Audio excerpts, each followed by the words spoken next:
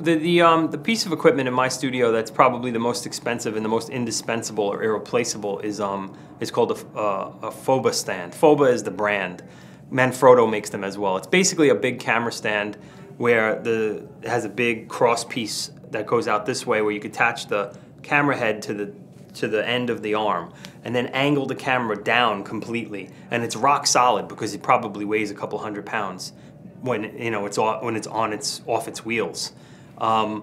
It's basically made to do those type of things. It's basically a giant tripod, but be able to do an 8-foot overhead and have that camera be rock steady and be able to shoot at slow shutter speeds.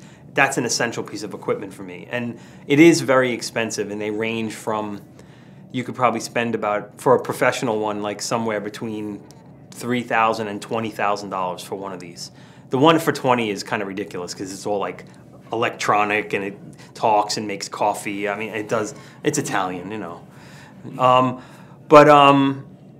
Before I could afford one, I did have like kind of an analog system to do the same thing. I had a large tripod, a tripod that would stand maybe 7 or 8 feet high off the ground, when it was fully extended and the neck was extended to the top. Not a super expensive piece of equipment, but not cheap either. Maybe a $300, $400 tripod, and then put an extension arm on it where the head can attach so it can hang over the table. So it's an affordable kind of, substitute for the big piece of professional equipment.